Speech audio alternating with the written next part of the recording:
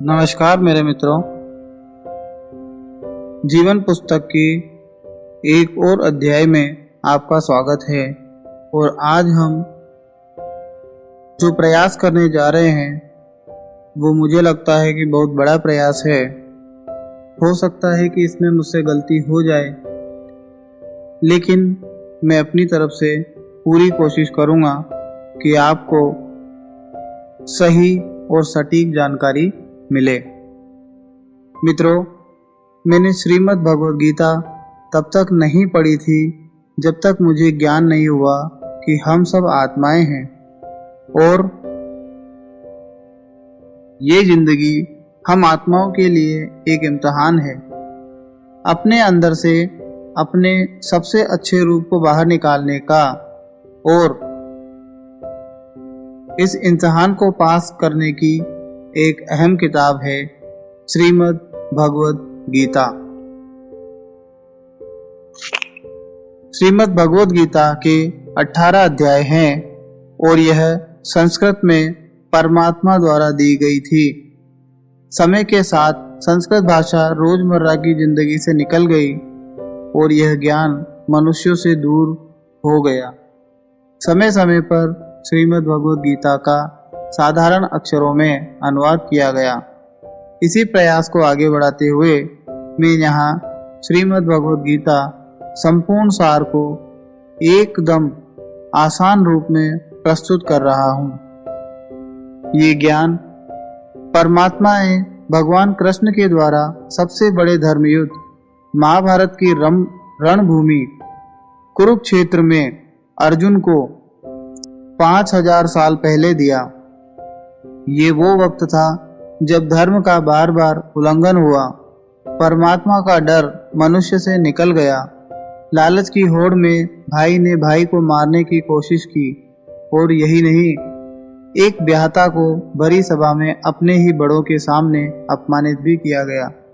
इससे पहले कि मनुष्य जाति धर्म युग से निकलकर पूर्ण रूप से कलयुग में जाति युद्ध की रणभूमि में युद्ध से कुछ पहले परमात्मा ने गीता भगवान कृष्ण के द्वारा मनुष्य जाति के कल्याण के लिए दे दी। गीता परमात्मा द्वारा दी गई किताब है जो किसी एक धर्म के लिए नहीं बल्कि पूरी मनुष्य जाति के लिए है, पूरी इंसानियत के लिए है, सब आत्माओं के लिए है। क्योंकि ये आत्मा को परमात्मा के बारे में, उसकी सृष्टि के बारे में और सबसे अहम उन कायदों के बारे में समझाती है जिनका आत्मा को मनुष्य के रूप में हर हाल में पालन करना होगा, रक्षा करनी होगी। और इन्हीं कायदों की बुनियाद पे एक आत्मा को शरीर त्याग करने के बाद परखा जाएगा और इस परीक्षा के पास होने से हमेशा के लिए इस जन्म और मृत्यु से मुक्ति मिलेगी। परमात्मा भगवद गीता में कहते हैं कि मैं ही सबकी शुरुआत हूँ, मैं शुरू से भी पहले था और सब खत्म होने के बाद भी रहूँगा। सब मुझ में है और मैं सब में हूँ। जो भी तुम छू सकते हो, देख सकते हो, चख सकते हो या सुन सकते हो, वो सब मैं हूँ। ये नदियाँ, पहाड़, सूरज, ग्रहण, चांद, सितारे सब मैंने बनाए हैं। मैंने ही भगवान, शैतान, राक्षस और इंसान बनाया। मैं सर्वव्यापी हूँ, सब में रहता हूँ, सब में हूँ, मैं ही हूँ। मैं ही ब्रह्म बनकर सब बनाता हूँ और रुद्र बनकर सब नष्ट कर देता हूँ। मैं ये सृष्टि यूं ही बनाता और तोड़ता रहूँगा ताकि आत्माओं को मौके मिल सकें इस जन्म और मृत्यु से मोक्ष पाने को, हमेशा के लिए परमात्मा के साथ रहने को। भगवद गीता कहती है कि इस सबसे बड़ी परीक्षा के लिए परमात्मा ने प्रकृति का निर्माण 5 तत्व हवा, अग्नि, जल, पृथ्वी और आकाश से किया है, जिन्हें हम छू के, चख के, सूंघ के, देख के समझ सकते हैं, पर खुद परमात्मा इन 5 इंद्रियों के समझ से बाहर है। उन्हें आत्मा इन इंद्रियों से नहीं जान सकती। आत्मा 5 इंद्रियों के साथ वैसे ही है जैसे एक लोहे का रोबोट जिसे अपने बनाने वाले का कोई पता नहीं। अर्जुन को भी परमात्मा का विराट रूप देखने के लिए भगवान श्री कृष्ण ने दिव्य नेत्र दिए थे।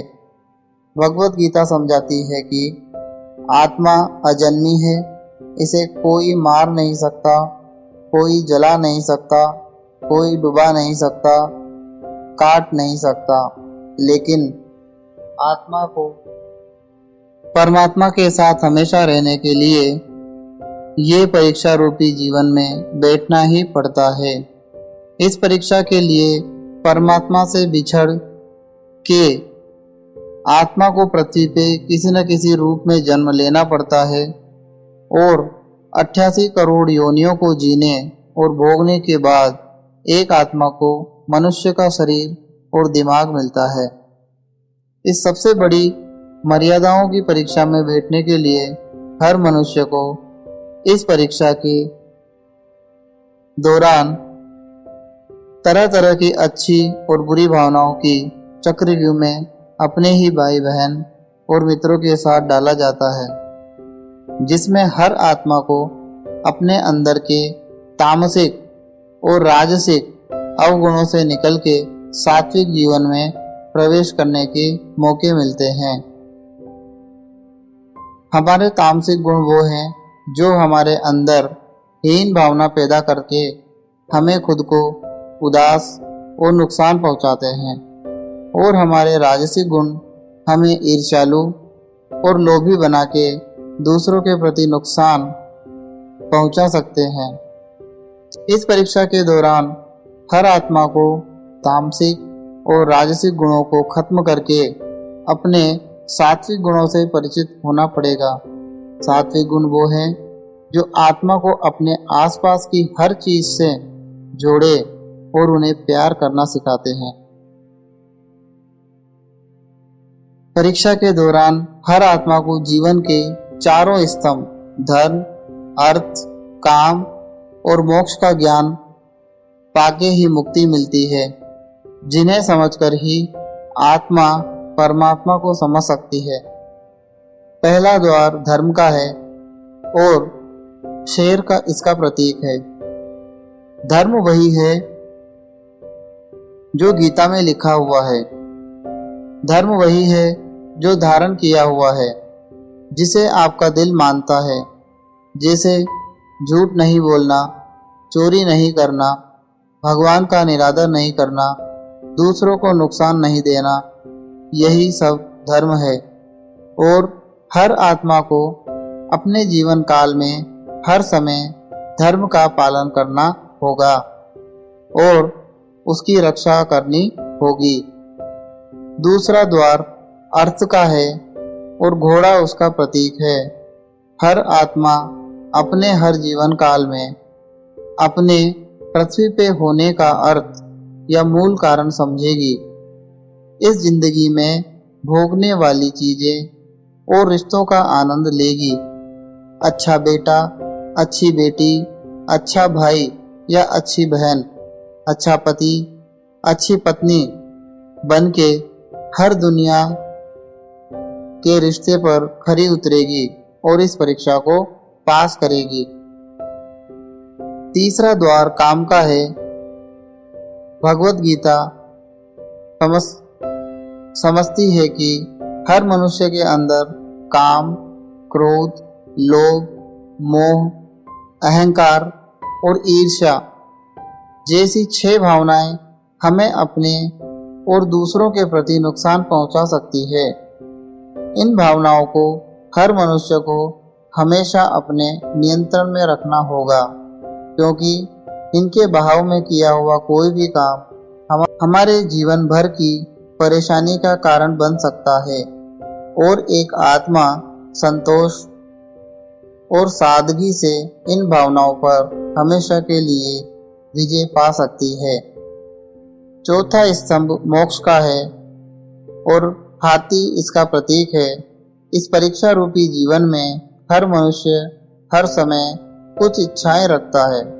कुछ इच्छाएं एक ही जन्मकाल में पूरी हो जाती हैं, पर कुछ अधूरी रह जाती हैं और उनके पूरा होने के लिए आत्मा को वापस पृथ्वी पर आना पड़ता है। भगवत गीता समझाती है कि हमारी इच्छाएं ही मूल कारण है हमारे पृथ्वी पर वापस आने का, और अगर हम कोई भी इच्छा न रखें तो हम इस जीवन और मृत्यु से मुक्त हो सकते हैं। ये द्वार माफी का भी है। जिन्होंने आपके साथ बुरा किया उनको माफ करके और जिनसे आपने बुरा किया उनसे माफी मांग के मुक्ति पाई जा सकती है। जब तक आत्माएं इन चारों दरवाजों धर्म, अर्थ, काम और मोक्ष को समझ नहीं लेती, तब तक इस आत्मा को बार बार मनुष्य के रूप में आना ही पड़ेगा। परीक्षा का समय खत्म होते ही आत्मा शरीर और अन्य सब वस्तुओं को त्याग देती है और जो सभी संसार में रहकर बनाया वो अब किसी और का होगा और आत्मा अपने कर्मों के फैसले के लिए चली जाती है। आत्मा के अच्छे बुरे कर्मों का हिसाब होता है। अपने अच्छे कर्मों के लिए आत्मा कुछ वक्त के लिए स्वर्ग और दुष्कर्मों के लिए नरक चली जाती है। नरक में आत्मा को अपने पापों के अनुकूल सजाएं मिलती हैं, पर सजा खत्म होने के बाद आत्मा को फिर से एक नया शरीर और नया दिमाग मिलता है। इस परीक्षा में फिर से बैठने के लिए और हर परीक्षा में वही सब फिर दोहराया जाएगा। जिंदगी के चार स्तंभ धर्म, अर्थ, काम और मोक्ष को समझने के लिए हर जन्म में अपने कई जन्मों के कर्मों के हिसाब से हर आत्मा को कभी अच्छे तो कभी बुरे हालातों से जाना पड़ता है। लेकिन जब तक आत्मा परमात्मा के साथ योग को नहीं समझ लेती तब तक वो मुक्ति नहीं पा सकती। भगवत गीता समझाती है कि मनुष्य अपने शरीर, दिमाग या दिल से भगवान को पा सकता है। शरीर द्वारा किए कर्मों के माध्यम से परमात्मा को पाने को कर्म योग कहते हैं। ऐसे कर्म जो परमात्मा की इच्छा से हों और दूसरों के कल्याण के लिए हों। वाल्मीकि ने रामायण लिख के श्रवण ने अपने माता पिता की सेवा और उन्हें चार धाम की यात्रा कराकर अपने कर्मों द्वारा परमात्मा को पाया।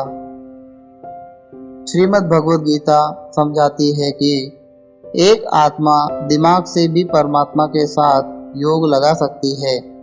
इसे राजयोग कहते हैं, क्योंकि दिमाग या मस्तिष्क सब इंद्रियों का राजा है। एक मनुष्य अपनी आस्था, श्वास प्रणाली, अभ्यास, साधना और तपस्या से परमात्मा को इस योग के रास्ते पे ला सकती है। इस योग को समझने के लिए हमें अपने अंदर की शक्तियों यानी चक्र और कुंडली को समझना पड़ेगा। आत्मा मस्तिष्क से ध्यान लगाकर परमात्मा के साथ योग लगा सकती है। शंकराचार्य, स्वामी परमहंस, स्वामी विवेकानंद और उनके जैसे कई योगी इस योग के रास्ते परमात्मा के साथ संधि लगा पाए हैं।